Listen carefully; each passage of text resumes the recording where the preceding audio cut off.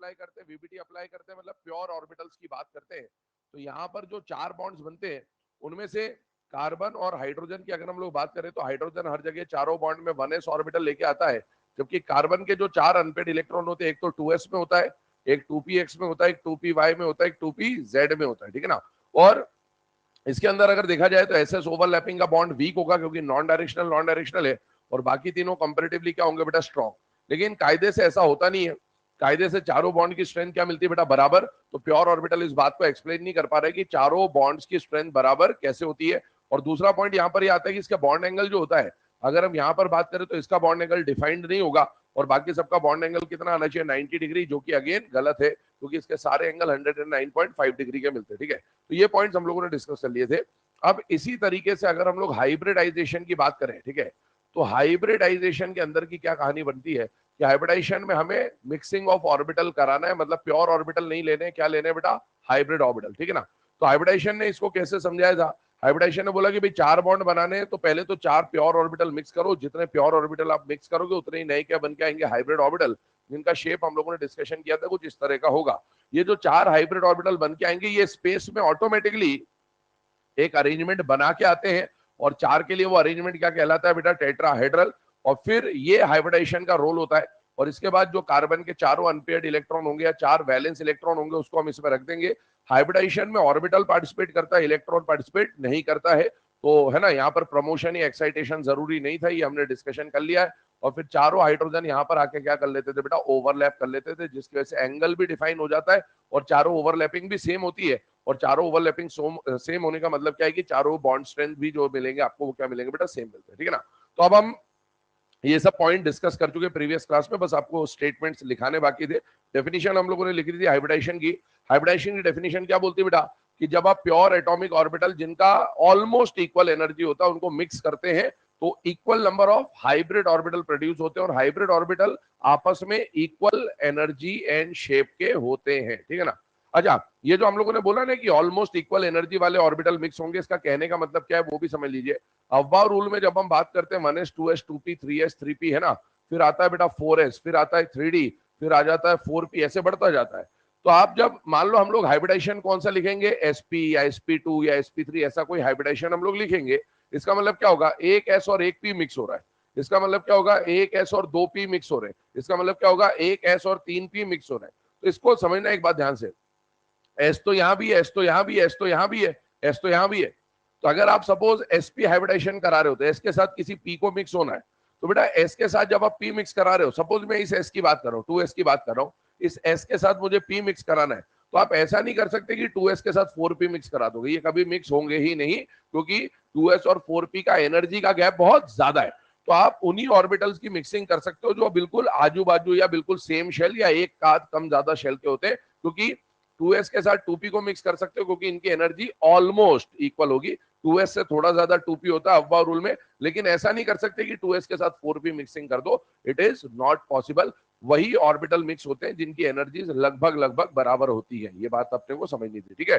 चलिए स्टेटमेंट बोलते जा रहा हूँ, पोस्टुलेट्स बोलते जा रहा हूँ, डेफिनेशन हमने लिख ली थी, तो पॉइंट्स बोलते जा रहा हूँ, लिखते जाइएगा वन बाय वन, है ना। फर्स्ट पॉइंट बना के लिखिएगा, the number of hybrid orbital produced, the number of hybrid orbital produced, the number of hybrid orbital produced is equal to the number of pure atomic orbitals. The number of hybrid orbitals produced is equal to the number of pure atomic orbitals is equal to the number of pure atomic orbitals participating in hybridization. Number of pure atomic orbitals participating in hybridization. Participating in hybridization. Number of pure atomic orbitals participating in hybridization, ठीक है। आगे बढ़ते हैं, second point पे लिखिएगा, excite, ऐसा लिखे, promotion of electron, excitation के बदले प्रमोशन लिखे, promotion of electron is not a necessary condition, promotion of electron is not a necessary condition for hybridization. मतलब जब भी हाइब्रिडाइजेशन होगा उसके लिए आपको इलेक्ट्रॉन को एक्साइट या प्रमोट कराने की जरूरत नहीं होगी। क्यों ये जरूरत नहीं होगी, क्योंकि बेटा हाइब्रिडाइजेशन में ऑर्बिटल्स का, डब्बों का हाइब्रिडाइजेशन होता है, इलेक्ट्रॉन का हाइब्रिडाइजेशन नहीं होता है। ठीक है, ये सब एनसीईआरटी के लाइंस है, तो पता होना चाहिए, कभी भी पूछ सकता है which of the following statement is correct या इनकरेक्ट अबाउट हाइब्रिडाइजेशन। ठीक है, तीसरा पॉइंट लिखे, इन hybridization, in hybridisation completely filled, comma half filled, completely filled, comma half filled, or vacant orbitals, completely filled, comma half filled, comma vacant orbital, all can participate. Completely filled, half filled, or vacant orbital, all can participate. All can participate because hybridization, because hybridization is intermixing of orbitals, because hybridization is intermixing of orbitals, not electrons. Hybridization is intermixing of orbitals, not electrons. अगला point लिखें, the bonds formed by hybrid orbitals, the bonds formed by hybrid orbitals are much more stable. The bonds formed by hybrid orbitals are much more stable as compared to pure atomic orbitals. The bonds formed by hybrid orbitals are much more stable as compared to pure orbitals. ये भी हमने discussion किया था, hybrid orbital का जो shape था वो कुछ इस तरह का था। तो आपको बताया था कि हाइब्रिड ऑर्बिटल हमेशा कौन सा बॉन्ड बनाएगा बेटा, सिग्मा, और सिग्मा बॉन्ड बनाने के लिए 2 से 2 को टकराना है या 1 से 1 को टकराना है, 1 से 1 को। तो अगर हम प्योर ऑर्बिटल की बात करते हैं तो प्योर में पी के 2 लोब्स होते हैं, दोनों का जो साइज होता है वो बराबर होता है। तो हाइब्रिडाइजेशन क्या बोलता है कि जब टकराना ही एक को है तो इसका भी डेंसिटी यहाँ पास कर देते थे ना, तो डेंसिटी यहाँ आता था, तो ये वाला पार्टिसिपेट किसमें करता था बेटा, ओवरलैपिंग में, और इसीलिए इससे बनने वाला बॉन्ड कंपैरेटिवली क्या होता था, स्ट्रॉन्गर, क्योंकि वहां पर एक्सटेंट ऑफ ओवरलैपिंग क्या होती थी, ज्यादा। ठीक है, ये डायग्राम बना लिया था पिछली बार आप लोगों ने, है ना। ठीक है, आगे लिखिए, आगे लिखिए, in hybridization, in hybridization, in hybridization orbitals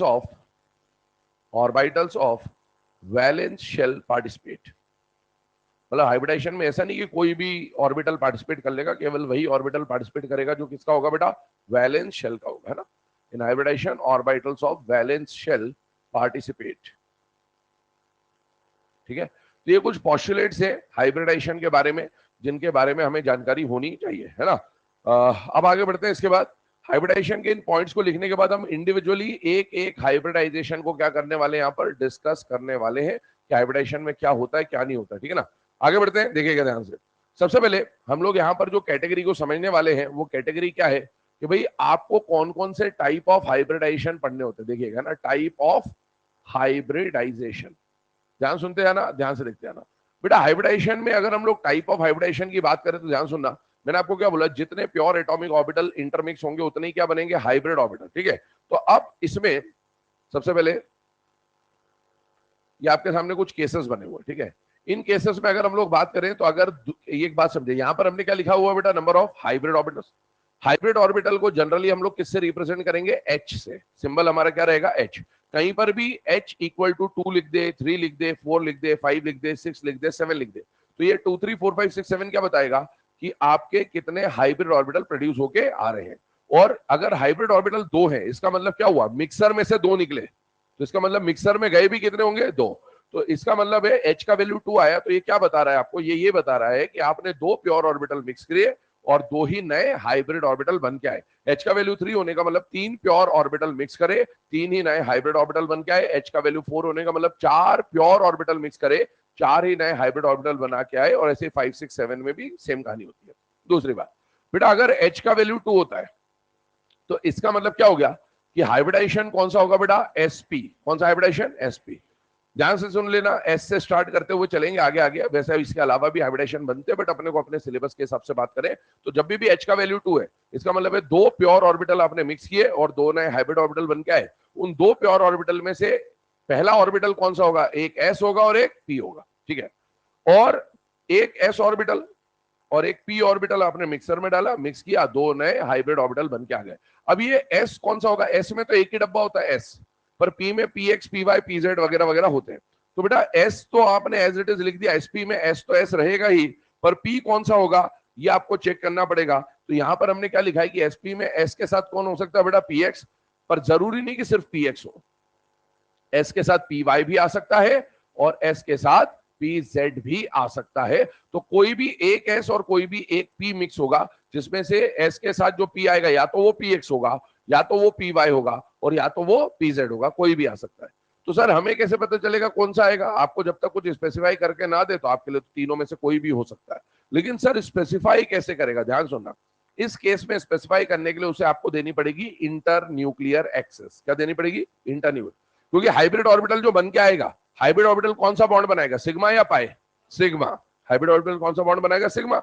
और सिग्मा बॉन्ड कहां पर बनता है, ऑन द एक्सिस बनता है या अबव एंड बिलो बनता है, ऑन द एक्सिस।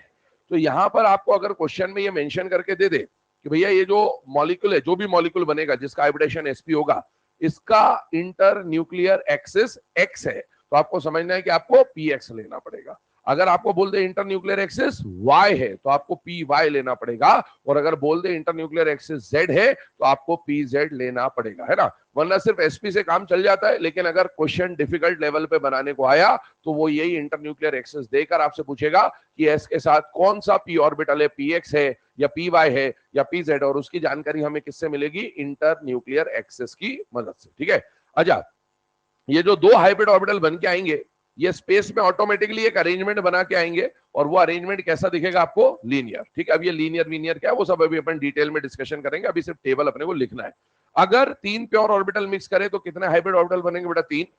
तीन हाइब्रिड ऑर्बिटल जो स्पेस में अरेंजमेंट बना के आएंगे, वो अरेंजमेंट कैसा बनेगा, ट्राइगोनल प्लेनर, है ना, एक ट्राइंगल जैसा दिखेगा और प्लेन पे होगा, इसलिए बोलते हैं ट्राइगोनल प्लेनर। और इसमें हाइब्रिडाइजेशन में तीन डब्बे मिक्स करने, तो एक तो एस होगा और बाकी दो ऑर्बिटल कौन से होंगे, पी। पी में टोटल कितने डब्बे होते हैं, तीन, तो अपने को तो तीन ही चाहिए, तो एक एस पी पी, तो आपका हाइब्रिडाइजेशन कौन सा बन गया, sp2, ठीक है। sp2 में s तो ऐसी ही है, क्योंकि s में और कोई डब्बा नहीं होता, एक्स वाई जेड नहीं होता, इसलिए s को तो ऐसे लिखेंगे। लेकिन जो दो p ऑर्बिटल आएंगे बेटा, वो कौन कौन से आते हैं, px py, या फिर s के साथ py pz भी हो सकता है, और या फिर s के साथ px pz भी हो सकता है। सर हमें कैसे पता चलेगा कि s के साथ कौन सा p लेना है, कब px py लेना है, कब py pz लेना है, या कब px pz लेना है, ये हमें कैसे पता चलेगा। जैसे यहां पर हमने डिस्कस किया, वैसे यहां पर कैसे पता लगाओगे, बताओ कैसे पता लगाओगे, px py है कि py pz है, कैसे पता लगाएंगे, क्या होगा क्वेश्चन में, कैसे हिंट देगा, क्या देगा,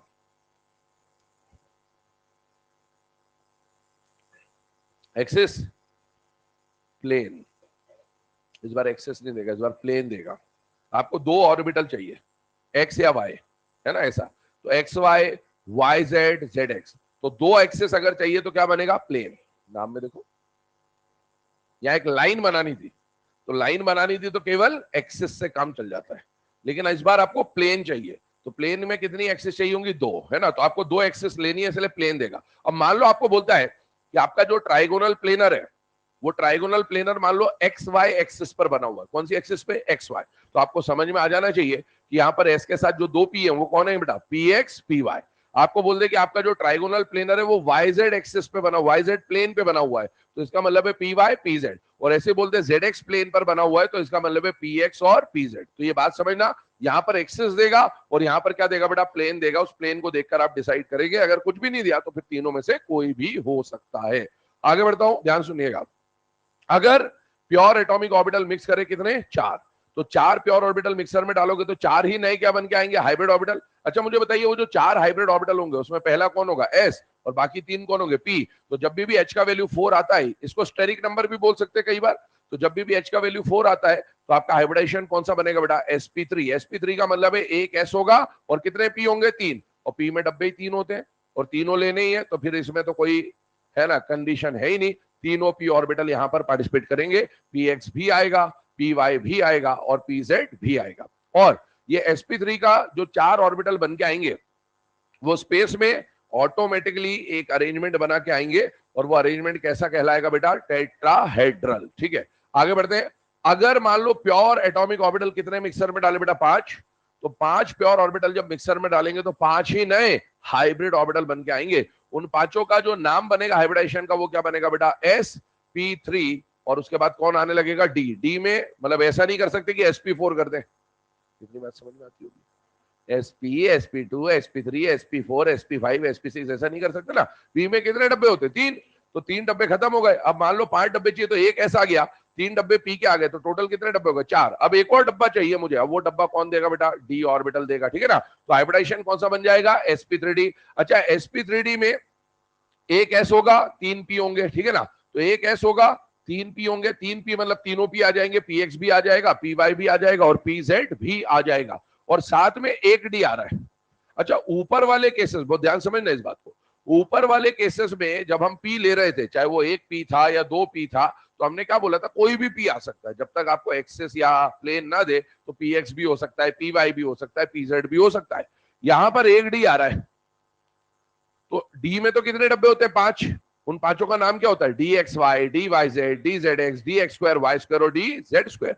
तो आपको यहां पर एक डी लेना है, तो कौन सा डी लिया जाएगा? क्या कोई भी डी ले सकते हैं कि नहीं ले सकते? नहीं, यहां फिक्स है, यहां पर फिक्स है। यहां पर जो डी लेना है वो पक्की बात है। कौन सा डी लेना पड़ेगा आपको? D Z square. ध्यान सुन लेना, पक्का है। कौन सा डी आएगा? D Z square. आपसे पूछता है एग्जाम में क्वेश्चन कि sp3d हाइब्रिडाइजेशन में जो डी ऑर्बिटल इन्वॉल्व होता है, वो dxy होता है कि dyz होता है कि dzx होता है कि x स्क्वायर y स्क्वायर होता है कि dz स्क्वायर होता है? तो आपको पता होना चाहिए कि sp3d हाइब्रिडाइजेशन में जो डी ऑर्बिटल अपन इन्वॉल्व करवाते हैं, that is fixed, and that orbital will be dz square.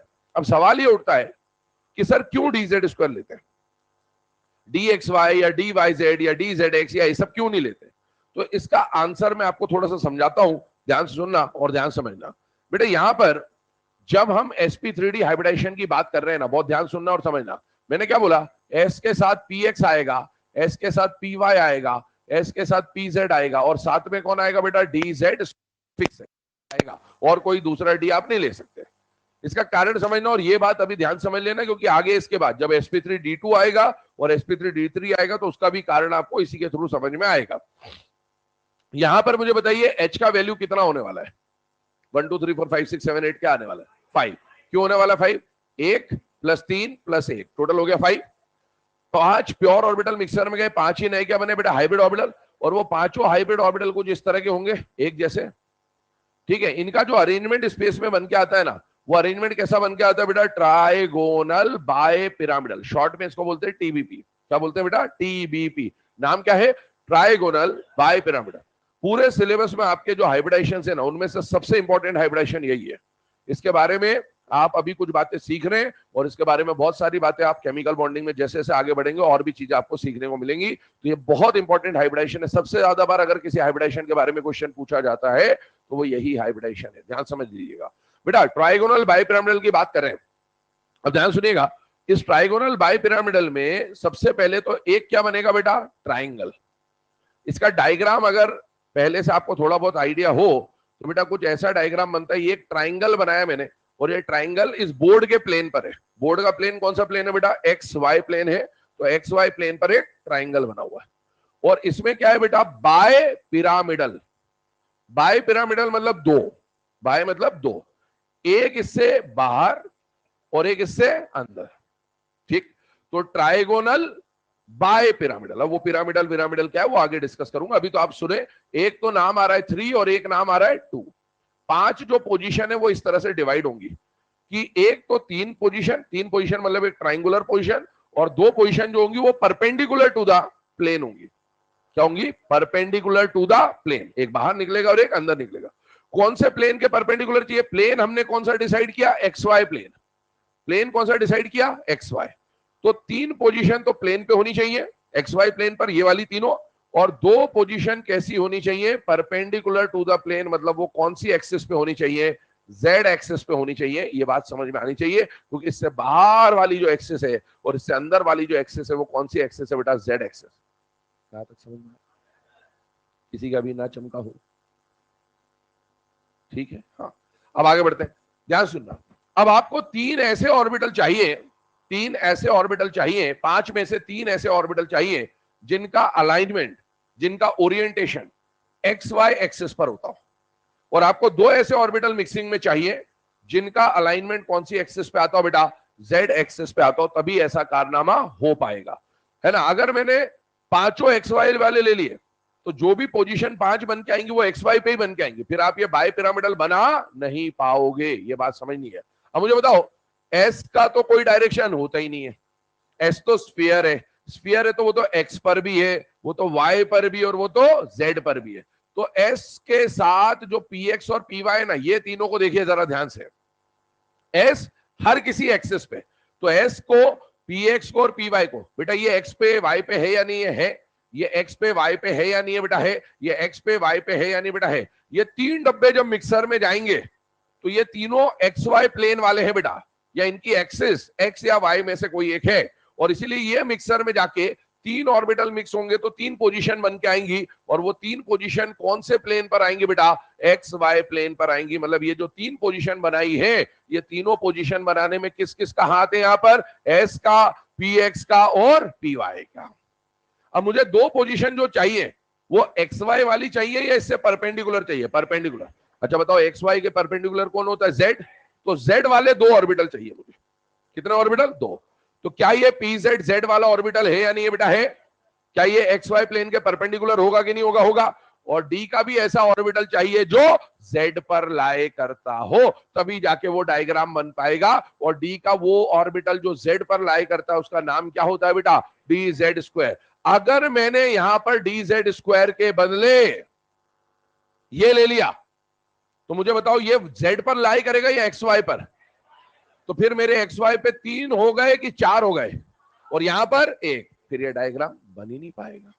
और इसीलिए जरूरी है कि जब आप sp3d हाइब्रिडाइजेशन की बात करोगे, जब आप ट्राइगोनल बाइपिरामिडल ज्योमेट्री की बात करोगे, तो आपको वहां पर डी का कोई भी ऑर्बिटल नहीं ले सकते, आपको पक्का है वहां पर कौन लेना पड़ेगा, डी जेड स्क्वायर लेना ही पड़ेगा। तो आइए यहां पर हम लोगों ने ये डिस्कशन करा कि 5 आ गया तो कौन मिल गया बेटा, आपको डी जेड स्क्वायर ही मिलना है, और इसकी ज्योमेट्री का नाम क्या होता है बेटा, ट्राइगोनल बाइपिरामिडल, जिसे शॉर्ट में हम लोग क्या लिख देते हैं बेटा, टीबीपी, ठीक है ना। अभी एक काम करें, पहले ये जो पांचों पॉइंट लिखे हुए आपके सामने, इसको लिखे, 6 और 7 वाला भी इसमें आएगा केस, वो देखते हैं, पहले इन पांचों को फटाफट नोट डाउन कर लें।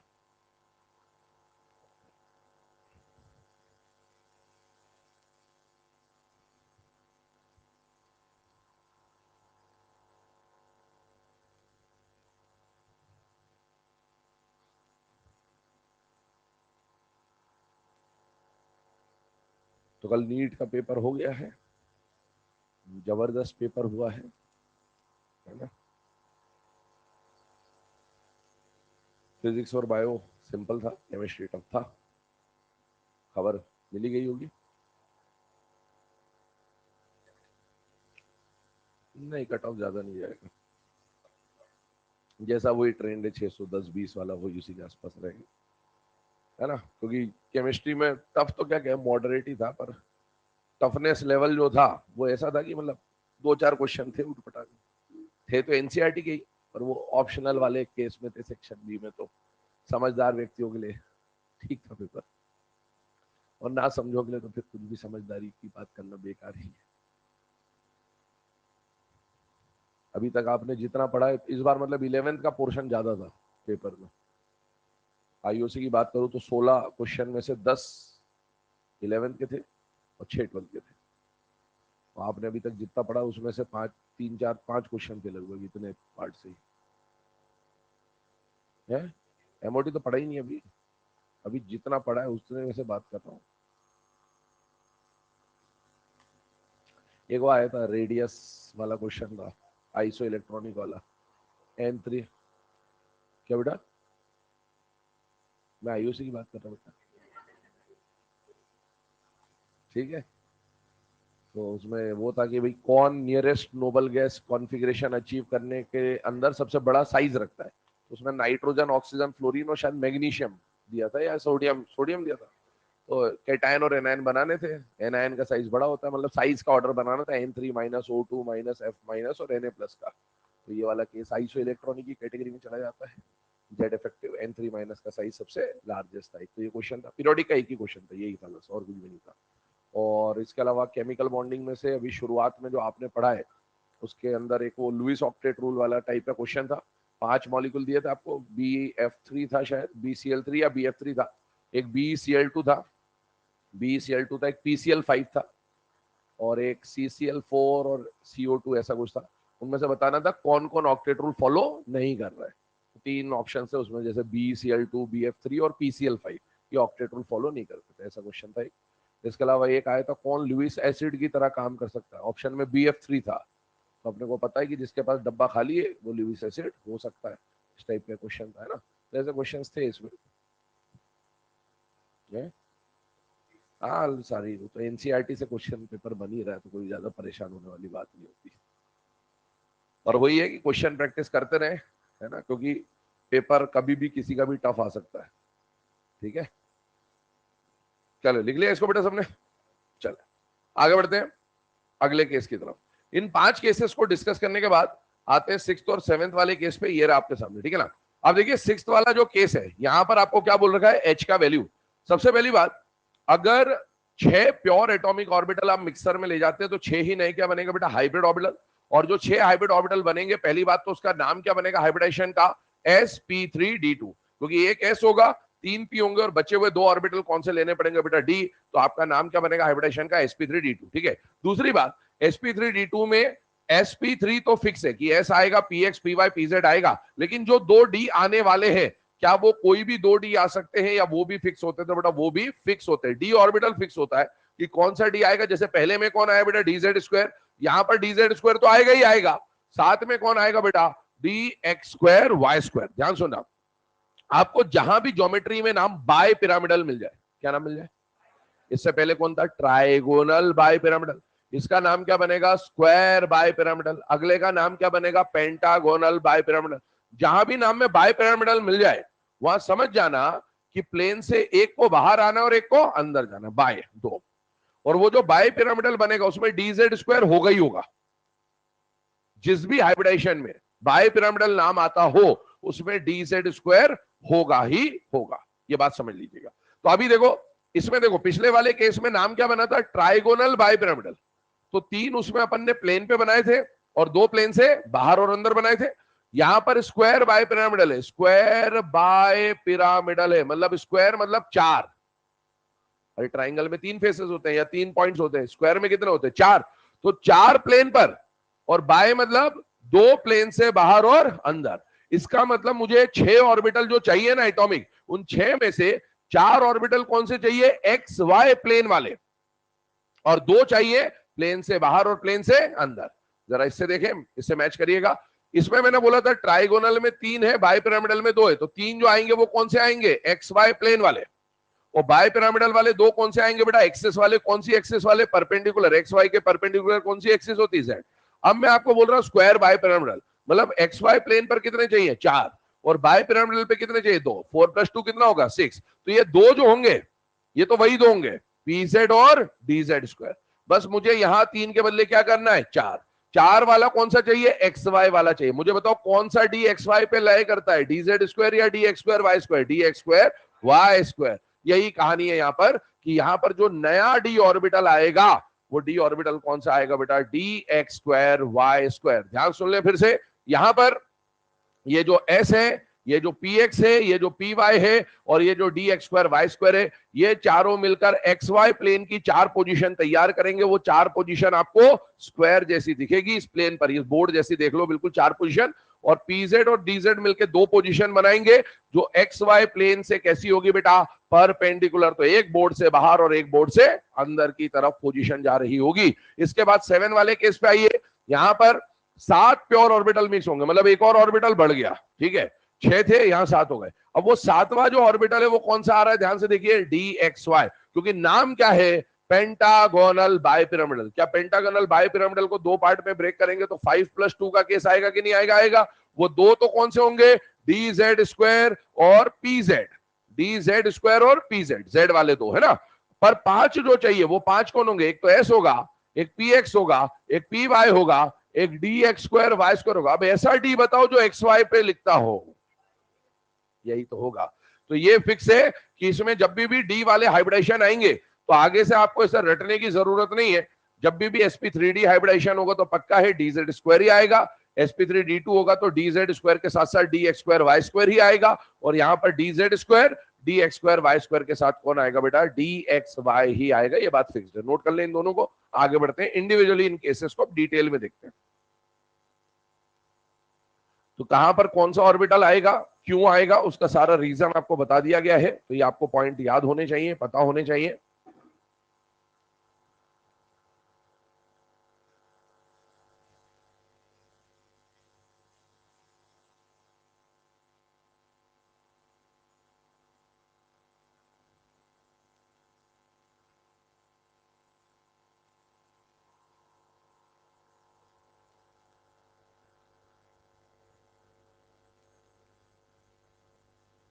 पहले बेटा प्लेन पे चाहिए, अपन एक्सेस की बात करें ना, ये वाले किस पे होते हैं, इन बिटवीन द एक्सेस होते हैं, और ये कैसे होते हैं, ऑन द एक्सेस। और ये पाई बॉन्ड के फॉर्मेशन में पार्टिसिपेट भी नहीं करते, तो पहले इन्हीं का यूटिलाइजेशन होगा, क्योंकि अपने को सिग्मा बॉन्ड बनवाना है।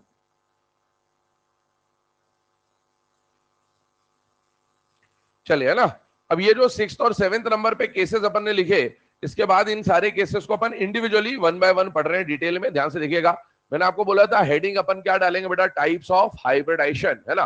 तो टाइप्स ऑफ हाइब्रिडाइजेशन में अपन ने सारी जो बातें थी वो लिख ली। अब इसे इंडिविजुअली 1 बाय 1 पढ़ेंगे। पहला जो केस पढ़ रहे हैं अपन, वो कौन सा हाइब्रिडाइजेशन आता है बेटा, एसपी हाइब्रिडाइजेशन, ठीक है। एक बात और समझे, ये जितने भी हाइब्रिडाइजेशन अपन ने लिखे ना, इधर ध्यान दीजिएगा 2 मिनट के, ये जितने भी हाइब्रिडाइजेशन अपन ने लिखे, हम कैसे पता करेंगे कि किसी मॉलिक्यूल का हाइब्रिडाइजेशन क्या है। तो उसके लिए आपको एक फॉर्मूला बताया जाता है। एच का मतलब मैंने क्या लिखा था बेटा, नंबर ऑफ हाइब्रिड ऑर्बिटल होता है एच का मतलब। एच का मतलब क्या है बेटा, नंबर ऑफ हाइब्रिड ऑर्बिटल, या फिर इसे कई लोग स्टेरिक नंबर से भी कह देते हैं। तो दोनों में से जो भी कहा जाए, बात एक ही है ना। एच से रिप्रेजेंट करा जाएगा नंबर ऑफ हाइब्रिड ऑर्बिटल या फिर नंबर स्टेरिक नंबर। और नंबर ऑफ हाइब्रिड ऑर्बिटल किसके बराबर होंगे, number of pure orbital that will be participating in the hybridization, ठीक है। अब मुझे बताइए, एच का फॉर्मूला यहां पर लिख रहा हूं बेटा, number of sigma bonds plus number of lone pairs, है ना। ये जो फॉर्मूला है आप लोगों ने अभी तक सुन लिया होगा कई बार। तो number of sigma bond plus number of lone pairs, ठीक है। ये जो फॉर्मूला है, ये है ना, काम करेगा आपका मोस्ट ऑफ दी जगह। और इसके अलावा एक और फॉर्मूला मार्केट में चलता है, उसके ऊपर भी बात कर लेते हैं। और वो फॉर्मूला है half V plus M minus C plus A, ठीक है। एक ये भी फॉर्मूला होता है, इससे भी हम लोग सॉल्व करते हैं, ठीक है। मैं दोनों फॉर्मूले आपको बताते हुए चलूंगा, एक ही क्वेश्चन को दोनों तरीकों से सॉल्व करते हुए चलेंगे हम लोग। पर ये जो जितनी भी चीजें आपके सामने लिखी है, सब जुगाड़ मेथोडोलॉजी है, पहली बात ध्यान रखना है ना। ये कोई एक्चुअल फॉर्मूले है नहीं हाइब्रिडाइजेशन के, ये सब जुगाड़ है। हाइब्रिडाइजेशन का एक्चुअल फॉर्मूला बॉन्ड एंगल से डिपेंड करता है, थीटा से निकलता है। पर प्रॉब्लम ये है कि हर मॉलिक्यूल का थीटा आपको पता नहीं होगा, और एग्जाम में थीटा आपको देगा नहीं, आपसे पूछेगा उल्टा। तो इसीलिए जो हाइब्रिडाइजेशन का एक्चुअल फॉर्मूला है वो अपन यहाँ लगा नहीं सकते, और इसीलिए हमें जुगाड़ से ही आंसर निकालना होता है हमेशा। हाइब्रिडाइजेशन में हमारे सिलेबस का कॉन्टेक्स्ट यही है। तो हम दो फॉर्मूले यूज करेंगे, जिनमें से मैं जो प्रेफर करता हूं, मैं ऊपर वाला फॉर्मूला प्रेफर करता हूं, क्योंकि उसमें आप आराम से आंसर निकाले। ये कई जगहों पर रायता ढोल सकता है, ठीक है। वो मैं बताऊंगा कहां कहां पर रायता ढोलेगा, ताकि अपने को दिमाग में क्लियर रहे बातें। अच्छा, पहला वाला जो फॉर्मूला है उसके बारे में भी एक बात समझ लो। ये फॉर्मूला अपन लगा सकते हैं। इस फॉर्मूले में जनरली बच्चा जो प्रॉब्लम फेस करता है वो ये होता है कि बच्चों को स्ट्रक्चर्स नहीं आते, ठीक है। हालांकि इसमें ज्यादा स्ट्रक्चर की जरूरत नहीं होती है, कि रैंडम स्ट्रक्चर बना के भी अपन इसको सॉल्व कर सकते हैं। तो हम दोनों को अप्लाई करेंगे सेम क्वेश्चन पे, ताकि आपकी प्रैक्टिस हो जाए। फिर उसके बाद एक और बात समझ लें, आपको जैसे मान लो ऐसा मॉलिक्यूल दिया एग्जाम में, BCl3 या SO4 2-, या आपको बोल दिया बेटा PH4+, ध्यान से देखिए, इसमें सेंट्रल एटम एक दिख रहा है या एक से ज्यादा दिख रहा है, एक दिख रहा है, ठीक है। एक जब सेंट्रल एटम होता है ना, तो आप इस फॉर्मूले को लगा लो, आंसर आ जाएगा, कोई परेशानी नहीं है। और खासकर चार्ज वाले जब केस होते हैं ना, तो चार्ज वाले केस में ये बहुत बढ़िया होता है, मतलब इससे आप बहुत जल्दी आंसर ला सकते हैं। हाँ, अब अगर हम लोग sigma bond plus lone pair की बात करें, ये फॉर्मूला यहां भी लग जाएगा, ये तो हर जगह लग जाएगा, इसकी टेंशन नहीं, अपन इसके बारे में समझ रहे हैं ना। जब ऐसा केस हो कि एक ही सेंट्रल एटम दिया हो, तो आप half B plus M minus C plus A को यूज करेंगे। इसका मीनिंग क्या अभी लिखेंगे वो हम लोग। पर जब सपोज ऐसा क्वेश्चन आ गया,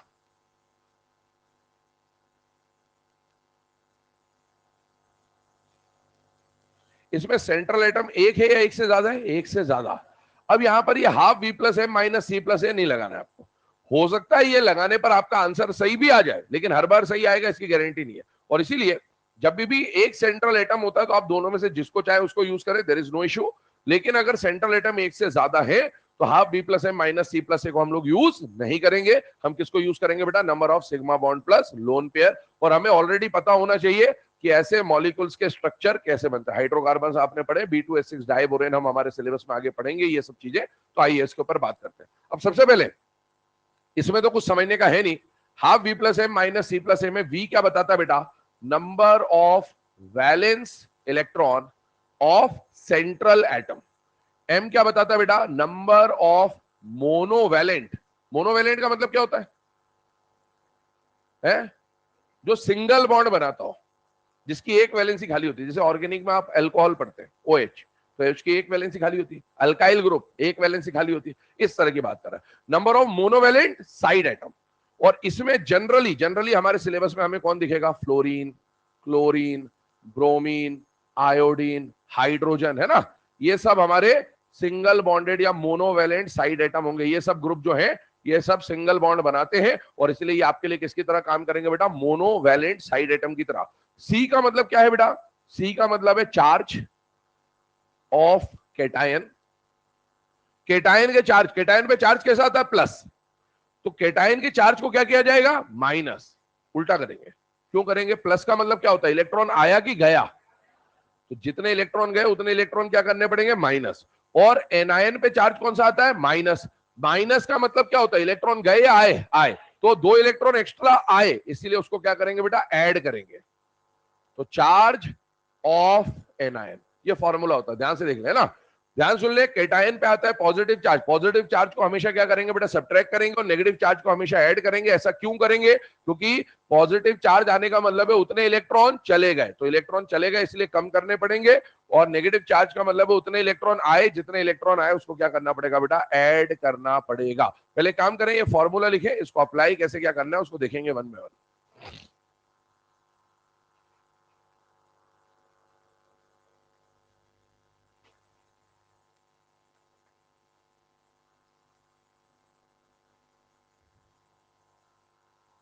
और हाइब्रिडाइजेशन को ढंग से पढ़ लेना थोड़ा, क्योंकि है ना, ये आपके पूरे सिलेबस में इसी से रिलेटेड बातें चलेंगी। स्ट्रक्चर चलेगा।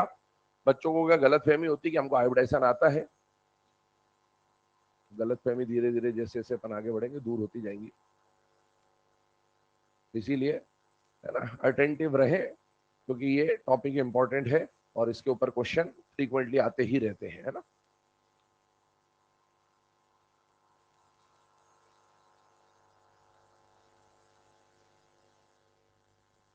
क्या हो गया बेटा? लॉग आउट हो गया? कब हुआ ये? हो गया तो हो गया, अपने घर से। चलो, नंबर ऑफ हाइब्रिड ऑर्बिटल, ठीक है। इंटरनेट इशू चल रहा है थोड़ा, इस वजह से लॉग आउट हो।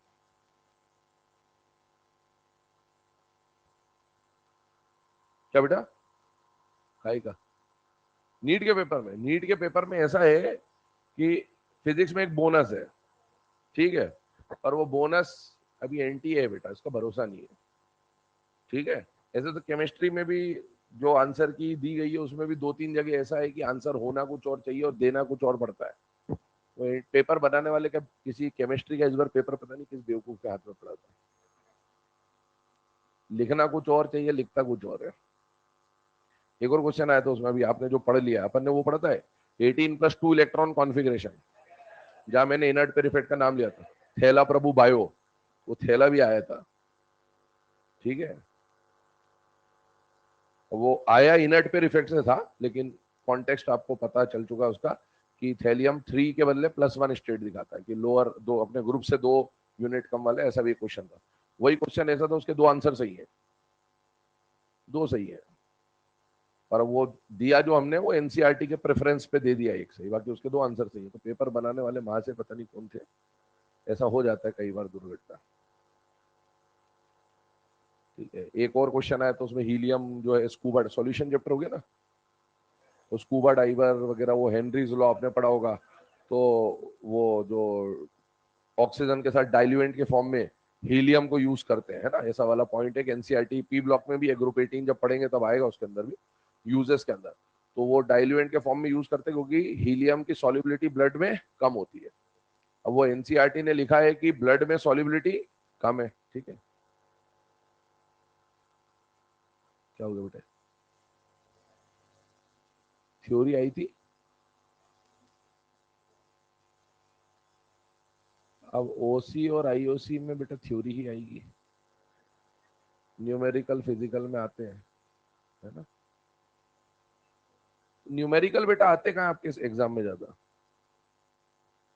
आपके सिलेबस में न्यूमेरिकल के क्वेश्चन ज्यादा आते ही नहीं है। जैसे फिजिकल में से भी क्वेश्चन आएंगे तो वो सिंपल आएंगे उठ के, है ना, न्यूमेरिकल वगैरह। अब ऐसा नहीं है कि आप एक साल के पेपर को देख के आपने बोल दिया बोले थ्योरी आई तो अगली बार थ्योरी पढ़ के चले जाओ, ठीक है। तो आप अपना दिमाग ना लगाए, आपको जो पढ़ाया जाता है पढ़ो चुपचाप, ठीक है ना। क्योंकि अगले साल क्या आएगा कोई प्रेडिक्ट नहीं कर सकता, ठीक है ना। हो सकता है अगले साल 15 के 15 न्यूमेरिकल आ जाए, फिर बोलोगे यार ये क्या हो गया, है ना। इसीलिए दिमाग मत लगाया करो अपना, ठीक है। भगवान ने कम दिया है, कम घिसो उसको, ठीक है। हाँ, बचा के रखो, थोड़ा बहुत काम आएगा अगले बार 5 मई को, ठीक है। तो वो ब्लड का जो डाइल्यूएंट वाला क्वेश्चन है वो था। अब उसमें क्वेश्चन में इन्होंने एआर में भी गड़बड़ी करी है ना। एआर में गड़बड़ी क्या हुई है, तो वो सब दिक्कतें आएंगी कि क्वेश्चन में तो असर्शन दे रखा है कि helium is used as a diluent for oxygen, है ना। वो सब स्टेटमेंट दे दिया, वो बिल्कुल सही है। एनसीईआरटी की लाइन एज इट इज उठा के दे दी उन्होंने, है ना। ग्रुप 18 पी ब्लॉक में यूजर्स, जैसे अपन ने वो और नहीं है कर्जे वर्जे जो पढ़ा था ना, उसी के साथ एनसीईआरटी में वो भी बातें हैं। तो वो ग्रुप 18 जब पढ़ेंगे तब अपन देखेंगे, उसके अंदर दे रखा है। और उसी के नीचे लिखा हुआ है कि because solubility of helium in blood is low, blood में सॉलिबिलिटी कम होती है। तो एनसीईआरटी ने लिखा ब्लड में सॉलिबिलिटी, वो पेपर बनाने वाले ने लिखा ऑक्सीजन में सॉलिबिलिटी हाई होती है। अब वो स्टेटमेंट अपनी जगह तो सही है क्योंकि गैस गैस में आसानी से डिफ्यूज हो जाता है, हीलियम और ऑक्सीजन डिफ्यूज रहते हैं। अब पर एनसीईआरटी में ऑक्सीजन नाम नहीं है, एनसीईआरटी में क्या है, ब्लड। अब देखना यह है कि उसने जो स्टेटमेंट दिया वो उसको सही मानता है कि वो एनसीईआरटी के ब्लड मान के सॉल्व करेगा। ये सब दिक्कतें होती है ना। तो पेपर बनाने वाले बड़े खतरनाक था इस बार, कैसे ऐसे नौ सिखी होते ना जिनको ऐसे करते हैं। तो दे दिया हो किसी पेपर को, बना दिया उसने, हो गया। देखो तांडव होगा जब आंसर की आएंगी तो वेट करें ऑफिशियल आंसर की तरफ। ऐसा हर साल होता है ना, दो चार क्वेश्चन में इतना पता चल गया होगा। अगर भैया दीदी किसी के हो तो 2-4 क्वेश्चंस में हमेशा गड़बड़ी करता ही करता है। चलो, तो घबराते रहे और पढ़ते रहे। दिस इज एनटीए, ठीक है ना। कभी भी कुछ भी हो सकता है। चले अब आगे बढ़ते हैं। इसमें नंबर ऑफ हाइब्रिड ऑर्बिटल वाला ये जो सारी बातें थी हम लोगों ने डिस्कशन कर लिया। अब इसमें देखो नेक्स्ट पॉइंट पे हम लोग चलते हैं, सारे हाइब्रिडेशन को इंडिविजुअली पढ़ेंगे एक एक करके। सबसे पहला हाइब्रिडेशन कौन सा बोला गया बेटा, एसपी हाइब्रिडेशन। अच्छा, एसपी हाइब्रिडेशन कहने का मतलब क्या है, यहाँ पर कितने प्योर ऑर्बिटल मिक्स होंगे बेटा, दो। ध्यान सुनते हैं ना, दो प्योर ऑर्बिटल मिक्स होंगे। दोनों प्योर ऑर्बिटल कौन से होंगे, एक एस होगा और एक पी होगा। दो प्योर ऑर्बिटल मिक्स होंगे और दो ही नए क्या बनेंगे बेटा, हाइब्रिड ऑर्बिटल। एसपी हाइब्रिडेशन में एक की डेफिनेशन में लिखा दे रहा हूं, बाकी sp2 sp3 की मैं डेफिनेशंस नहीं लिखाऊंगा, बट एक बार लिखा दे रहा हूं ताकि हमें स्टेटमेंट के फॉर्म में भी चीजें पता रहे। लिख लेना इसके आगे, व्हेन 1s ऑर्बिटल, इधर देखो ध्यान से देखना, 1s कैसे लिखोगे,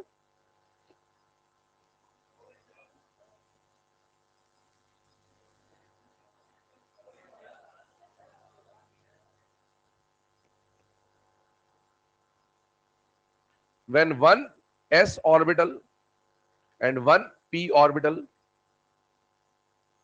अब हाइब्रिडाइजेशन में एस जाएगा, जो एक एस जाएगा वो जरूरी थोड़ी कि 1s हो, वो 2s भी हो सकता है, वो 3s भी हो सकता है, वो 4s भी हो सकता है। तो हम ये बात कर रहे हैं कि एक एस जाना चाहिए। वो एक एस जरूरी नहीं कि फर्स्ट शेल वाला एस हो, वो सेकंड शेल वाला एस भी हो सकता है, वो थर्ड शेल, पर एस एक ही होना चाहिए ना। व्हेन 1s ऑर्बिटल, क्या लिखा मैंने, and 1p orbital intermix with each other, intermix with each other to produce two new to produce two new sp hybrid orbital, to produce two new sp hybrid orbital।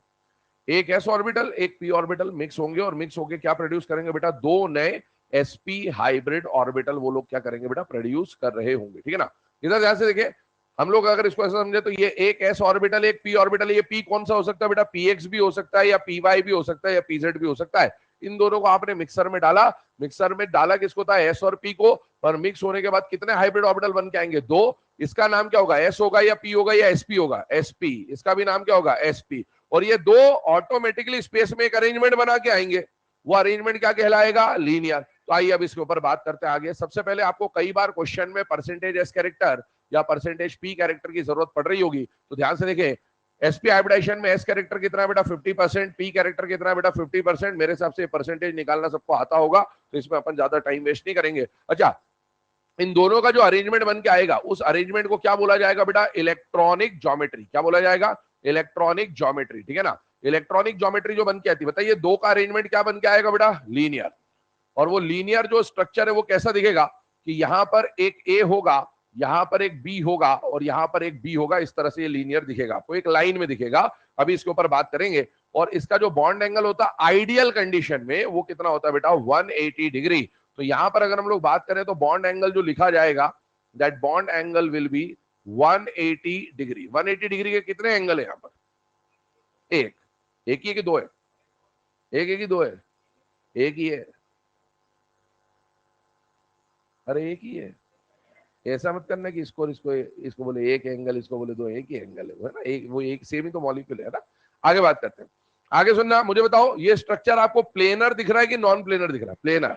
आपसे question पूछे जाते हैं कि planar है कि non planar है, और अगर प्लेनर है तो कितने atom on the same plane है और कितने atom in the same plane नहीं है। ध्यान सुनते आना, समझते आना। अभी इसको साइड में रखो और समझो, है ना। ये शुरू में अपन टाइम लेंगे हाइब्रिडाइजेशन में, ताकि एक बार चीजें दिमाग में फीड हो जाए और फिर आगे अपन फटाफट आगे बढ़ जाएंगे। मुझे बताइए, एक एस और एक पी मिक्सर में डाला, दो नए हाइब्रिड ऑर्बिटल बन के आए। कौन सा हाइब्रिड ऑर्बिटल बन के आए, एसपी एसपी। ये जो दो एसपी ऑर्बिटल बन के आए, ये स्पेस में ऑटोमेटिकली एक अरेंजमेंट बना के आएंगे, और उस अरेंजमेंट को क्या बोला जाएगा, लीनियर। अब इस एसपी के अंदर ध्यान सुनना, जो दो ऑर्बिटल, एक पेन देना, मान लो ये एक एसपी हाइब्रिड ऑर्बिटल है, ये एक एसपी हाइब्रिड ऑर्बिटल है, तो ये हाइब्रिड ऑर्बिटल और ये हाइब्रिड ऑर्बिटल एक दूसरे से इस तरह से कुछ अलाइंड होंगे, ऐसा है ना। तो ये दोनों का सेंटर है, और इस तरह से अगर मैं इसका डायग्राम बनाने की कोशिश करूं, तो यहां पर ध्यान से देखिएगा इसका डायग्राम कैसे बनेगा। पहला वाला एसपी हाइब्रिड ऑर्बिटल ऐसा है, और दूसरा वाला एसपी हाइब्रिड ऑर्बिटल जो है वो ऐसा है। ये डायग्राम बन के आएगा। इस डायग्राम को थोड़ा और अपन रेक्टिफाई कर दे, ध्यान से देखिएगा। तो ऐसे बना दो, ये पहला एसपी हाइब्रिड ऑर्बिटल, ये दूसरा एसपी हाइब्रिड ऑर्बिटल। इसका जो ये मेजर लोब है, इसका माइनर लोब इसके पीछे होगा, और इसका जो माइनर लोब है वो इसके पीछे होगा। ये एक डायग्राम बन के आया। इस डायग्राम में यहां पर कौन होगा बेटा, सेंट्रल एटम। सेंट्रल एटम आपका कौन सा है, ए। और यहां पर ये जो डायग्राम जा रहा है, ये ऐसी एक लीनियर फॉर्म में जाएगा। यहां पर आके कौन जुड़ेगा, बी। यहां पर आके कौन जुड़ेगा, बी। इस ऑर्बिटल का नाम क्या है बेटा, एसपी। इस ऑर्बिटल का नाम क्या है, एसपी। अब ध्यान सुनना, अगर इसे बॉन्ड बनाना है तो मुझे बताइए कोवेलेंट बॉन्ड बनाने के लिए क्या करवानी पड़ेगी, ओवरलैपिंग। क्या करानी पड़ेगी, ओवरलैप। तो मान लो ये एक एसपी ऑर्बिटल है, ये एक एसपी हाइब्रिड ऑर्बिटल है, ये दोनों सेंट्रल एटम यहां पर बीच में, इसने एक एसपी हाइब्रिड ऑर्बिटल यहां रखा, यहां रखा। दो ऑर्बिटल जो बन गया है उसका स्पेस में ऑटोमेटिक अरेंजमेंट क्या कहलाएगा, लीनियर। जरा देखो क्या ये एक लाइन बन रही कि नहीं बन रही बेटा, बन रही है। ये लाइन क्या कहलाएगी बेटा, लीनियर। पहली बात, ये प्लेनर है कि नॉन प्लेनर है, प्लेनर। यहां पर मान लो एक सेंट्रल एटम ए है, उसने अपना हाइब्रिड ऑर्बिटल यहां रखा, हाइब्रिड ऑर्बिटल यहां रखा। अब साइड एटम जो भी आएगा, अभी तक तो सेंट्रल एटम की बात हुई है, साइड एटम जो भी आएगा, वो साइड एटम अपना कोई ऑर्बिटल लेके आएगा जिसके अंदर उसका अनपेयर्ड इलेक्ट्रॉन होगा, क्योंकि ओवरलैपिंग क्यों होगी, अनपेयर्ड इलेक्ट्रॉन की पेयरिंग के लिए।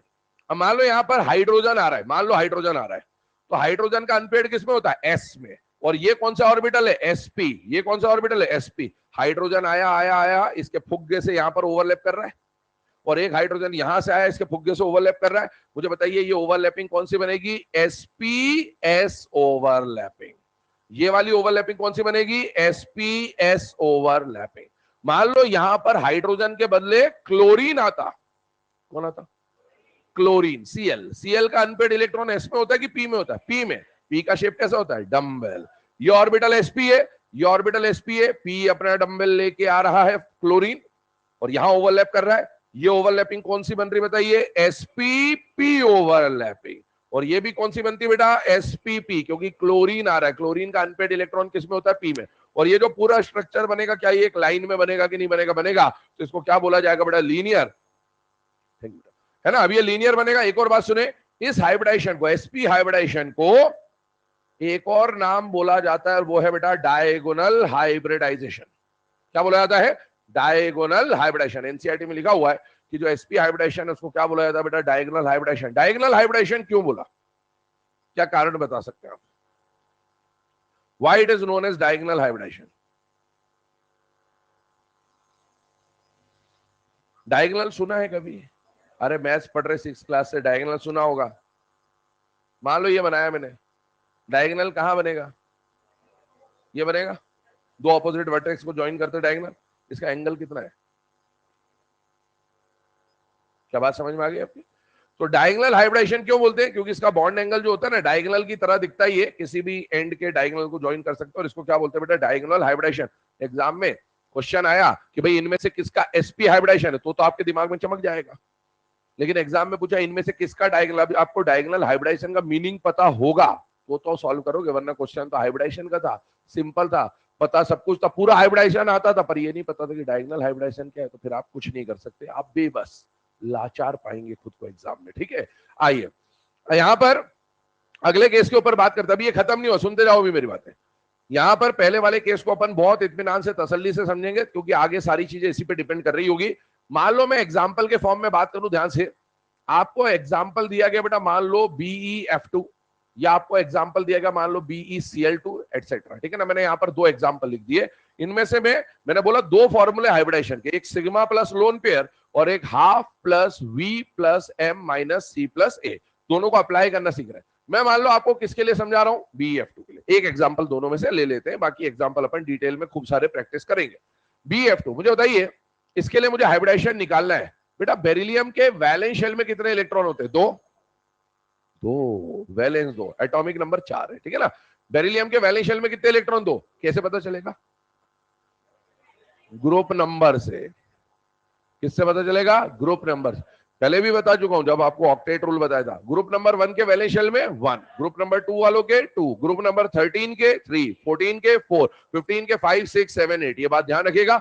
बेरिलियम कौन से ग्रुप का मेंबर है, सेकंड। वैलेंस शेल में कितने इलेक्ट्रॉन है, 2। अच्छा मुझे बताइए साइड एटम में कौन आ रहा है, फ्लोरीन। अच्छा फ्लोरीन जब साइड एटम में आता है तो कैसा बॉन्ड बनाता है, सिंगल, डबल या ट्रिपल, सिंगल। ये हमें ऑलरेडी पता है, तो ये सिंगल बॉन्ड बना लिया, ये सिंगल बॉन्ड बना लिया। आपको एग्जैक्ट डायग्राम नहीं बनाना, आपको सिर्फ सिग्मा बॉन्ड और लोन पेयर गिनने हैं। ठीक है ना, मुझे बताइए दो आइटम के बीच का पहला बॉन्ड सिग्मा, दो आइटम के बीच का पहला बॉन्ड सिग्मा, मतलब मुझे बताइए यहां पर सिग्मा बॉन्ड कितने बने, 2। लोन पेयर कितने, कहां है 0 भैया, फ्लोरीन पे 3 लोन पेयर होते हैं। हाँ, फ्लोरीन के लोन पेयर मत गिन देना।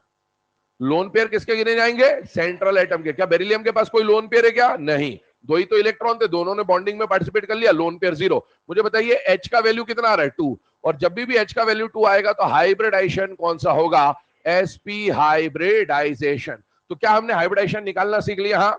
अब हाइब्रिडाइजेशन जब बताइए sp हाइब्रिडाइजेशन होगा तो कितने प्योर ऑर्बिटल मिक्स होंगे, 2 प्योर ऑर्बिटल मिक्स हुए होंगे, तभी तो 2 नए हाइब्रिड ऑर्बिटल बनेंगे। क्या वो 2 हाइब्रिड ऑर्बिटल जो आएंगे वो स्पेस में ऑटोमेटिकली एक अरेंजमेंट बना के आएंगे, और वो 2 ऑर्बिटल का जो हाइब्रिड ऑर्बिटल का स्पेस में ऑटोमेटिक अरेंजमेंट होता है उसको क्या बोलते हैं, लीनियर। तो बेरिलियम तैयार खड़ा है, बेरिलियम तैयार खड़ा है, एक हाइब्रिड ऑर्बिटल यहां बना के sp, एक हाइब्रिड ऑर्बिटल यहां बना के sp, और बोल रहा है बॉन्डिंग करने के लिए कौन है, फ्लोरीन। तो बेरिलियम का ये जो sp हाइब्रिड ऑर्बिटल है इसमें ओवरलैपिंग करने वहां से कौन आएगा, फ्लोरीन। और फ्लोरीन का अनपेड इलेक्ट्रॉन किसमें है, p में, तो इसको क्या बोलेंगे, spp ओवरलैपिंग, इसको भी क्या बोलेंगे, spp ओवरलैपिंग। तो ये हमारी कंडीशन बन रही है। अच्छा इसको आप half B plus M minus C plus A से भी सॉल्व करते हैं। मुझे बताइए इसमें सेंट्रल एटम एक है या एक से ज्यादा है, एक सेंट्रल एटम है, तो आप half B plus M minus C plus A use कर सकते हो। मुझे बताइए यहां पर H is equal to half B plus M minus C plus A apply कर रहे हैं हम लोग। मुझे बताइए V किसको रिप्रेजेंट करता है, वैलेंस इलेक्ट्रॉन किसके, सेंट्रल एटम के, किसके। मुझे बताइए सेंट्रल एटम कौन है इसमें से, बेरिलियम। तो बेरिलियम के वैलेंस शेल में कितने इलेक्ट्रॉन, 2। M का मतलब क्या बोला था, मोनोवैलेंट साइड एटम, ऐसे साइड एटम जो सिंगल बॉन्ड बनाते हैं। मुझे बताइए फ्लोरीन सिंगल बॉन्ड बनाता है कि नहीं बनाता, बनाता है। और कितने फ्लोरीन है, 2। तो 2 सिंगल बॉन्ड बनाने वाले साइड एटम है। चार्ज इस पे कोई प्लस माइनस है क्या, नहीं। चार्ज हो तो लिख देना, नहीं है तो खत्म बात है ना, 0 0 आ जाएगा। अब मुझे बताओ इसको सॉल्व करोगे तो 2 आएगा कि नहीं आएगा, आएगा। 2 आएगा, 2 का मतलब है हाइब्रिडेशन कौन सा हो जाएगा, sp। दोनों से आप चेक कर सकते हैं, दोनों से आंसर आपका सेम आएगा। जब भी हाइब्रिडेशन होगा sp, तो सेंट्रल एटम ने अपने आसपास बॉन्ड बनाने की कितनी पोजीशन तैयार करी, 2। उन दोनों पोजीशन पे क्या 2 साइड एटम आ रहे हैं कि नहीं आ रहे, आ रहे हैं, मतलब कोई भी पोजीशन खाली नहीं बचे। बाय चांस पोजीशन तैयार होती 4, बाय चांस पोजीशन तैयार होती 4 और साइड एटम होते 3, तो 4 में से 3 जगह तो साइड एटम लग जाएंगे, एक जो जगह बचेगी वहां आएगा लोन पेयर। कौन आएगा? लोन। तो यहां पर अभी लोन पेयर नहीं, अभी हम वैसे केसेस पढ़ेंगे जहां पर हर बार लोन पेयर कितने होंगे? 0। फिर लोन पेयर आने से क्या होगा वो हम बीएससी पीआर थ्योरी समझेंगे, उसके बाद उसके ऊपर बात करेंगे। तो पहले काम करें, ये जो कंडीशन है आपके सामने, अब मुझे बताओ ये स्ट्रक्चर प्लेनर है या नॉन प्लेनर है? प्लेनर। अच्छा प्लेनर है तो मुझे बताइए maximum atom in the plane, देख लो आराम से। अगर स्ट्रक्चर प्लेनर हुआ तो भी आपसे पूछा जाएगा maximum atom in the plane, और स्ट्रक्चर अगर नॉन प्लेनर हुआ तो भी आपसे पूछा जाएगा maximum atom in the plane. क्या आप बता सकते हैं? प्लेनर है मतलब सारे प्लेन भी तो होंगे, और टोटल एटम कितने इसमें? 3, तो maximum atom in the plane 3। अभी ये लिखवा नहीं रहा हूं, प्लेनर भी नहीं लिखवा रहा हूं और maximum atom in the plane भी नहीं लिखा रहा हूं, डिस्कस कर दे रहा हूं। लिखने का काम हम कब करेंगे? जब हम वो लोन पेयर वाले पूरा टेबल बनाएंगे हाइब्रिडाइजेशन का, है ना, उसको आगे पढ़ेंगे हम लोग, पर इसमें डिस्कस करते हुए चल रहा हूं, है ना। नोट करें इसके, आगे बढ़ते हैं सेकंड केस पे। इत्मीनान समझते चले हाइब्रिडाइजेशन को, क्योंकि हाइब्रिडाइजेशन सबसे इंपॉर्टेंट पार्ट है बेटा पूरे सिलेबस का, है ना। डायरेक्टली इनडायरेक्टली इस पे क्वेश्चन बनते ही रहेंगे, क्योंकि आपको आगे जितने भी स्ट्रक्चर्स बनाने उसमें हाइब्रिडाइजेशन तो इन्वॉल्व रहेगा ही रहेगा।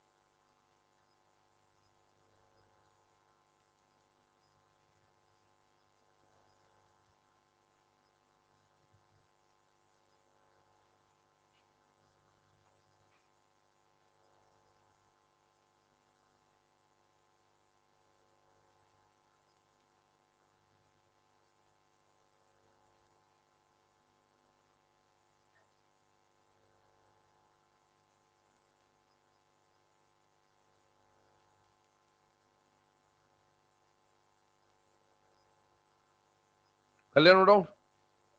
फटाफट लिख लें इसको।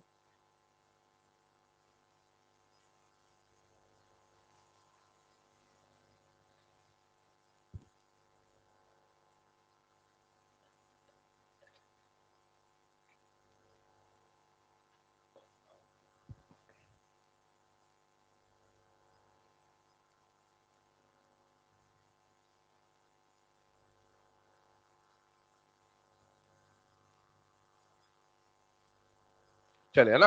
अब आगे बढ़ते हैं इसमें नेक्स्ट पॉइंट की तरफ। पहला हाइब्रिडाइजेशन हम लोगों ने कौन सा पढ़ा बेटा? SP hybridization. आगे बढ़ेंगे दूसरे टाइप के हाइब्रिडाइजेशन में, और वो हाइब्रिडाइजेशन कौन सा होगा बेटा? sp2।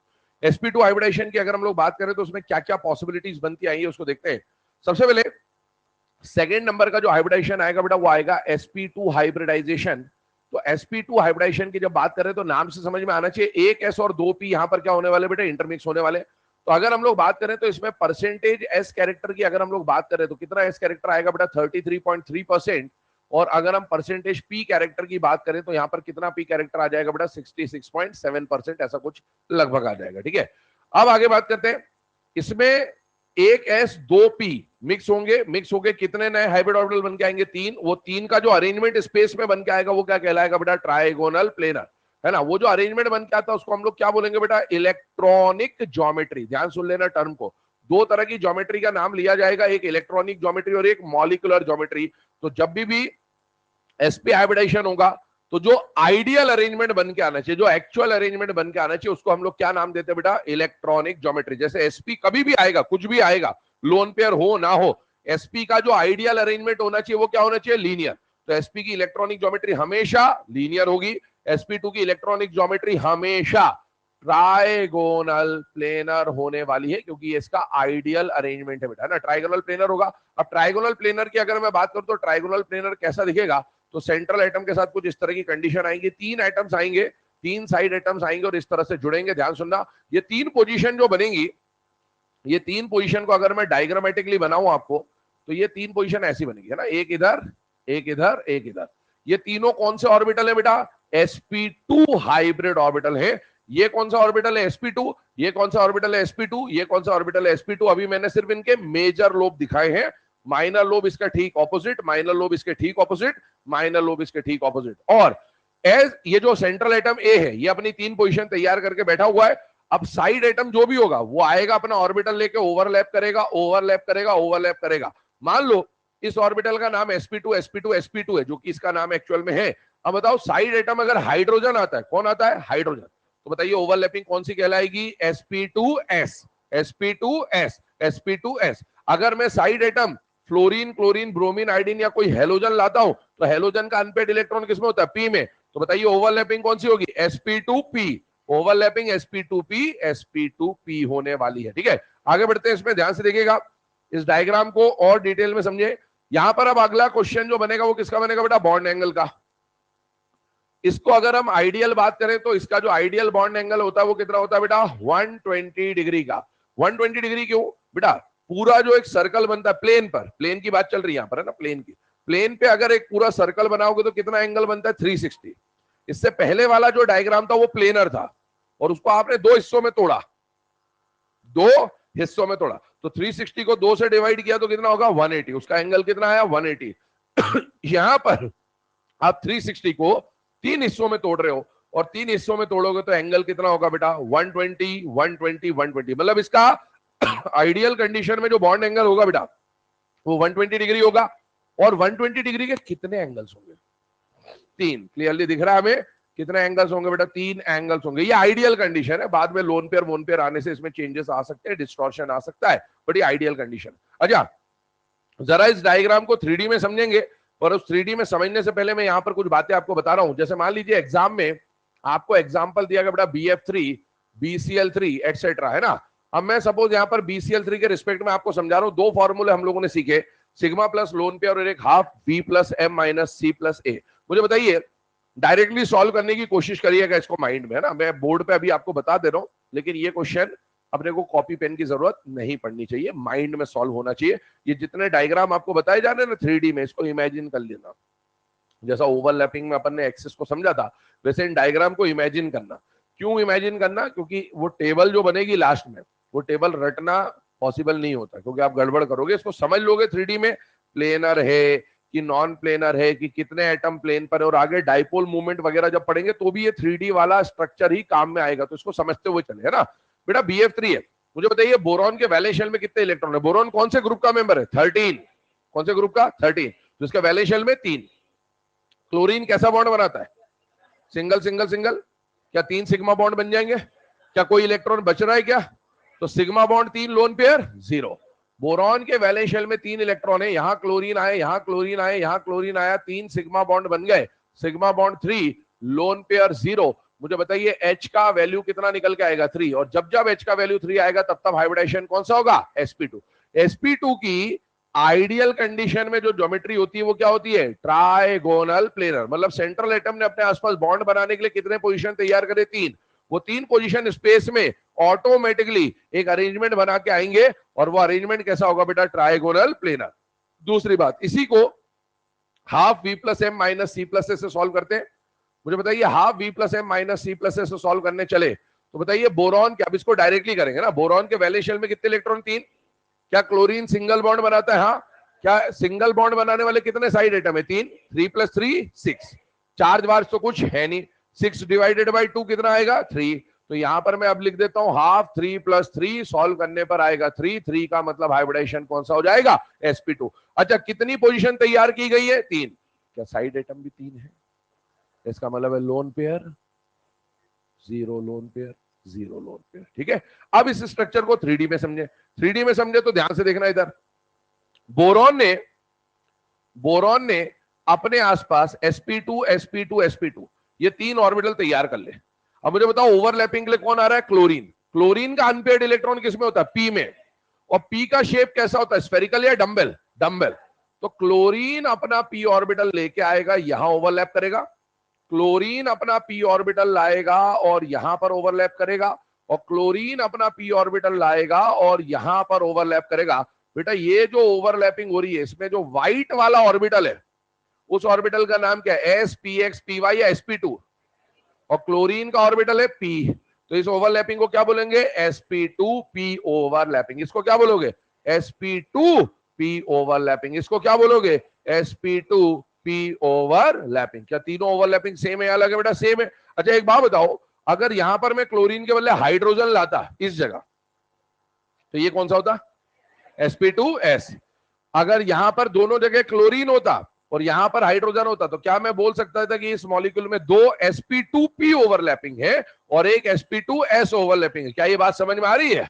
तो इस तरह के क्वेश्चन एग्जाम में पूछे जा सकते हैं, तो अपने को इसके अंदर की पूरी बेसिक जो चीजें हैं वो पता होनी चाहिए, जो हम पढ़ भी चुके हैं, बट एक बार फिर से डिस्कस करते हुए चलेंगे तो सारी चीजें क्लियर हो जाएगी। फटाफट इसको नोट डाउन करिए। अच्छा प्लेनर नॉन प्लेनर एक बार और बता दूं मैं आपको, बेटा 2 पेन दे देना, थैंक यू वेरी मच, समझदार है, पहले ही 2 उठा लिए थे, है ना।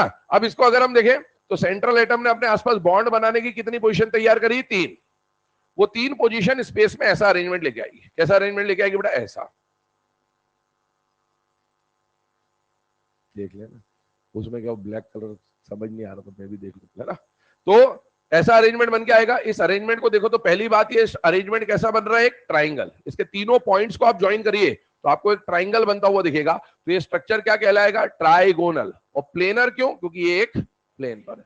ऐसे देखो एक ही प्लेन पे आ रहे हैं, ऐसे देखो एक ही प्लेन पे आ रहे हैं, तो इसको क्या बोलेंगे बेटा, ट्राइगोनल प्लेनर। ठीक है, अब मुझे बताओ ये जो ट्राइगोनल प्लेनर है, इसमें ये एंगल, ये एंगल, ये एंगल क्या आइडेंटिकल दिख रहे हैं कि नहीं दिख रहे हैं, दिख रहे हैं। इक्विलेटरल ट्राइंगल जैसा होता है ना, वैसी कुछ कहानी है। तो ये 120 डिग्री 120 डिग्री 120 डिग्री का ये वाला एंगल आपको देखने को मिलेगा। उसके अलावा बात करें तो स्ट्रक्चर को बताइए, प्लेनर है कि नॉन प्लेनर है, प्लेनर। नाम में ही लिखा हुआ है प्लेनर, तो प्लेनर ही होगा। और अगर ये प्लेनर है तो maximum atom in the plane 3 4, central को भी गिनना होता है, ध्यान रखना है ना, सेंट्रल को गिनना ना भूले। तो maximum atom in the same plane 4, एक साइड एटम, दूसरा साइड एटम, तीसरा साइड एटम और एक central atom will be in the plane. फटाफट बना ले इसको, आगे बढ़ते हैं तीसरे टाइप के हाइब्रिडाइजेशन में, that is sp3 tetrahedral. Tetrahedral तो हमने पिछली क्लास में डिस्कस किया ही था, जब मीथेन वाली बात करी थी तो वहां पर डिस्कस हो गया था, बट एक बार फटाफट उसको रिवाइज कर लेते हैं।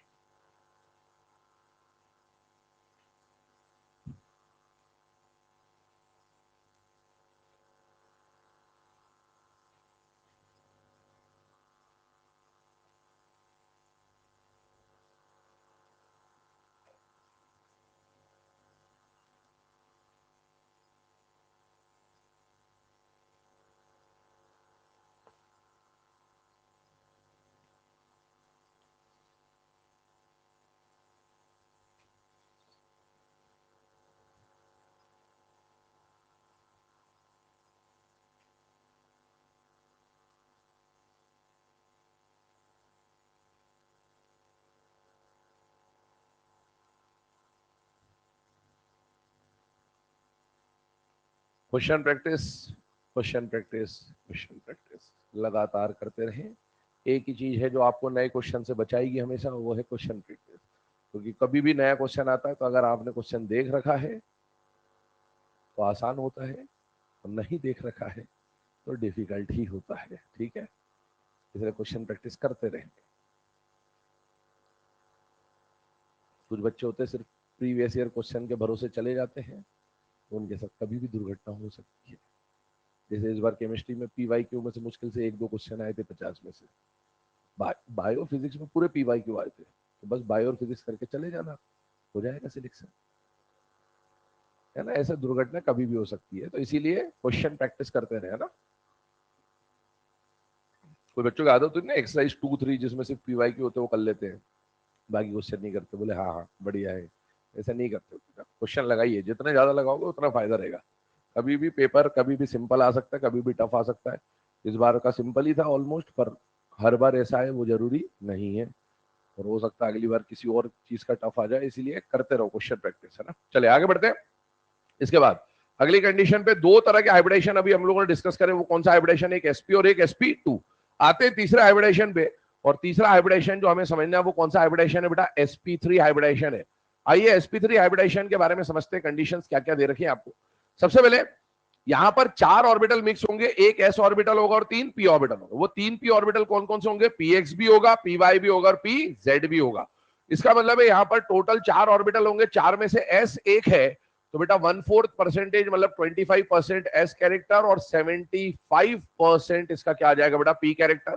तो ये हो गया इसका sp कैरेक्टर। अब मुझे बताओ, चार जो हाइब्रिड ऑर्बिटल बन के आएंगे, क्या वो स्पेस में ऑटोमेटिकली एक अरेंजमेंट बना के आएंगे कि नहीं आएंगे? आएंगे। उस अरेंजमेंट को नाम क्या देंगे बेटा? Electronic geometry. पहली बात तो है ना, उस अरेंजमेंट को क्या बोला जाएगा? Electronic geometry. और वो जो चार का अरेंजमेंट बन के आता है, वो अरेंजमेंट क्या बन के आता है? टेट्राहेड्रल। ऑर्गेनिक केमिस्ट्री में जब मीथेन CH4 आप पढ़ते हैं अल्केन के लिए, तो ये आपको बता ही दिया जाता है, ये हमने प्रीवियस क्लास में भी डिस्कस किया था। Electronic geometry will be tetrahedral. Tetrahedral दिखेगा कैसे? ध्यान से देखिएगा। सेंट्रल एटम ए अपने आसपास बॉन्ड बनाने के कितने पोजीशन तैयार कर रहा है? 4। साइड एटम आया यहां पर, साइड एटम आए यहां पर, साइड एटम आए यहां पर, साइड एटम आए यहां पर। आइडियली इसका जो बॉन्ड एंगल होता है वो 109.5 डिग्री होता है, जिसकी वजह से पिछली क्लास में हमने distinguish between VBT and hybridization समझा था।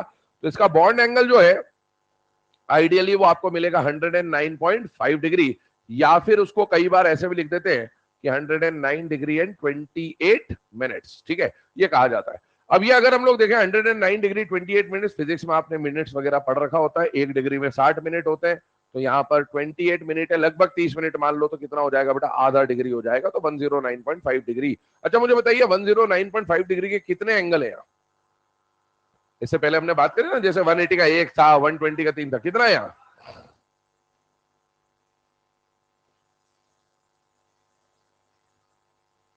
दिखावों पे ना जाए, अपनी अकल लगाए। बोर्ड पे ये स्ट्रक्चर 2D में बना हुआ है, एक्चुअली ये स्ट्रक्चर 3D है, तो ये गड़बड़ियां होंगी अगर आप ध्यान नहीं रखेंगे। यहां पर 109.5 डिग्री के कितने एंगल है बेटा? 6। कैसे हैं 6 एंगल? अभी डिस्कस करते हैं, वो सब देखते हैं, पहले एग्जाम्पल के थ्रू समझते हैं। मान लीजिए मैंने एग्जाम्पल क्या लिया बेटा? CH4। मुझे बताइए CH4 के लिए कार्बन के वैलेंस शेल में कितने इलेक्ट्रॉन होंगे बेटा? 4। कार्बन ग्रुप 14 का मेंबर है, ग्रुप 14 है, मतलब वैलेंस शेल में 4 इलेक्ट्रॉन है। हाइड्रोजन सिंगल बॉन्ड बनाता है कि नहीं बनाता? बनाता है। चारों सिंगल बॉन्ड बन जाएंगे, इसका मतलब है नंबर ऑफ सिग्मा बॉन्ड कितने होगा बेटा? 4। और लोन पेयर कितने होगा बेटा? 0। Sigma bond 4, lone pair 0। H का वैल्यू कितना आ जाएगा? 4। H का वैल्यू 4 आने का मतलब है हाइब्रिडाइजेशन कौन सा हो जाएगा? sp3। या फिर half b plus m minus c plus A से सॉल्व करें। मुझे बताइए क्या यहाँ पर सेंट्रल एटम एक है या एक से ज्यादा बेटा? एक है। एक सेंट्रल एटम में half b plus m minus c plus A लगा सकता हूँ कि नहीं लगा सकता हूँ? लगा सकता हूँ। कार्बन के वैलेंस शेल में 4, हाइड्रोजन सिंगल बॉन्ड बनाएगा, सॉल्व करने पर 4 आ जाएगा। 4 आना है मतलब sp3। ध्यान से देखते आएगा, इसका मतलब ये हुआ कि कार्बन ने अपने आसपास बॉन्ड बनाने के कितने पोजीशन तैयार करे? 4। वो 4 पोजीशन कैसे बनेंगी? टेट्राहेड्रल। मैंने सिर्फ मेजर लोब दिखा रखे हैं। इस लोब का, इस ऑर्बिटल का नाम क्या है? s, sp, x, py, pz या sp3? sp3। ये कौन है? sp3। ये कौन है? sp3। ये कौन है? sp3। बॉन्ड बनाने कौन आ रहा है? हाइड्रोजन। हाइड्रोजन जो ऑर्बिटल लेके आएगा वो कौन सा होगा? s। तो यहां पर आ गया हाइड्रोजन, यहां पर आ गया हाइड्रोजन, यहां पर आ गया हाइड्रोजन, और यहां पर भी आ गया हाइड्रोजन। बेटा यहां पर इन दोनों के एक एक अनपेड इलेक्ट्रॉन ने आपस में क्या कर ली बेटा? ओवरलैपिंग कर ली। इस ओवरलैपिंग को क्या बोलोगे? sp3s, जो पिछली क्लास में हम लिख भी चुके हैं, sp3s, sp3s और sp3s। ठीक है, अब ध्यान सुनिएगा, ये जो ओवरलैपिंग है इसको समझ लिया हम लोगों ने, बहुत बढ़िया, थैंक यू वेरी मच। अभी देखें यहां पर टेट्राहेड्रल जो अरेंजमेंट है वो ऐसा कुछ बनता है। ठीक है, इस टेट्राहेड्रल अरेंजमेंट को देख लें। टेट्राहेड्रल अरेंजमेंट कैसा बनेगा बेटा? ऐसा 4 पोजीशन है, 1 2 3 4। बीच में कौन बैठा हुआ है? Central head. ये स्ट्रक्चर ऐसा होता है कि इसको आप ऐसे कर लो, ऐसे कर लो, वैसे कर लो, हर जगह से ये कैसा दिखता है बेटा? आइडेंटिकल दिखेगा आपको। तो ये टेट्राहेड्रल स्ट्रक्चर होता है। ठीक है, आइडेंटिकल होता है। ये वाला जो एंगल है ये कितने का होगा? 1। सारे एंगल बराबर है मतलब, तो आपको कितने एंगल गिनने? 6 एंगल गिनवाता हूं। ऊपर वाले से स्टार्ट करते हैं। इससे ये वाला एंगल कितना होगा? 109.5। इससे ये एंगल कितना होगा? 109.5। इससे ये एंगल कितना होगा? 109.5। कितने हो गए? हटा दो इसको, खत्म हो गया इसके साथ। ये दो, वो दो और ये दो,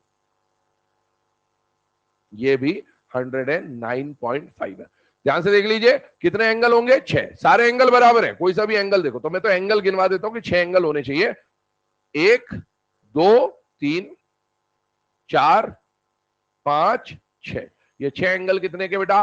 109.5 डिग्री के। तो कभी भी पूछा जाए कि इसमें 109.5 के कितने एंगल, तो 1 2 3 4, 4 बोल के मत आ जाना। बोर्ड पे कितना दिखेगा? 4, लेकिन 3D में इसमें कितने एंगल है बेटा? 6। तो 109.5 डिग्री के कितने एंगल्स मिलेंगे बेटा? 6 एंगल्स मिलेंगे, पहली बात। दूसरी बात, इधर देखिए, ये स्ट्रक्चर प्लेनर है कि नॉन प्लेनर है? देख लो ध्यान से, नॉन प्लेनर पक्का? कैसे हुआ non planar? Wedge and dash formula पढ़ते हैं ना, 2 प्लेन पे, एक आउट ऑफ द प्लेन, एक इनसाइड द प्लेन। कुछ याद आ रहा है ऐसा मीथेन में? इसमें बताइए कितने एटम प्लेन पर है? 3। ये प्लेन पर नहीं, पहले तो नॉन प्लेनर है। क्यों है नॉन प्लेनर? ध्यान से देखना। नॉन प्लेनर, प्लेनर होने का मतलब सारे एटम एक ही प्लेन पे आने चाहिए। इसमें कितने एटम है? 1 2 3 4 5। एक कॉपी यहां रख दो नीचे, तो ये और ये तो एक ही प्लेन पे आ जाएंगे। लेकिन क्या ये वाला एटम इस प्लेन पे आ रहा है, प्लेन से ऊपर आ रहा है? और ये वाला तो उससे भी ऊपर। मतलब यहां पर 3 अलग अलग लेवल्स बन रहे हैं, इजी मीडियम डिफिकल्ट। कितने लेवल्स बन रहे हैं? 3। तो 3 में क्या सारे एटम एक ही प्लेन पे आ रहे हैं, अलग अलग प्लेन पे आ रहे हैं? अलग अलग। तो इसका मतलब ये प्लेनर तो नहीं है। अब मुझे बताओ, अगर ये वाला प्लेन लेके चलो तो मैक्सिमम एटम कितने आएंगे? 3। और सोच लो कोई कोई ऐसा है जहां पर 4 आ सकते? क्या सामने से प्लेन देखेंगे? प्लेन तो बहुत सारे हो सकते हैं, 1 2 ऐसा वैसा कैसे। इसको काटे सामने से, 1 2 3, सेंट्रल एटम 3 ही आएंगे। ऐसे काट दे, 1 2 3। ऐसे काट दे, 1 2 3। मतलब इसमें 3 से ज्यादा एटम कभी भी प्लेन पर नहीं आ सकते। तो ध्यान रखना कि यहां पर maximum atom in the same plane कितने होते हैं बेटा? 3। और इसीलिए ये स्ट्रक्चर क्या होगा बेटा? नॉन प्लेनर, क्योंकि सारे एटम कभी भी प्लेन पर नहीं आ सकते हैं। नोट डाउन कर लीजिए सर। अच्छा, ऑर्गेनिक केमिस्ट्री में जब अपन मीथेन के रिस्पेक्ट में बात करते हैं तो वहां बोला जाता है 2 एटम प्लेन पर, एक आउट ऑफ द प्लेन, एक इनसाइड द प्लेन। वो 2 एटम किसके बात करता है? साइड एटम की। सेंट्रल उसमें भी होता है प्लेन पर, तो 3 एटम होते हैं हमेशा प्लेन पर, है ना। साइड एटम 2 होते हैं प्लेन पर और एक सेंट्रल एटम होता है। तो maximum atom in the plane हमेशा 3 रहेंगे, एक आउट ऑफ द प्लेन, एक इनसाइड द प्लेन। ऐसी कहानी बनती है।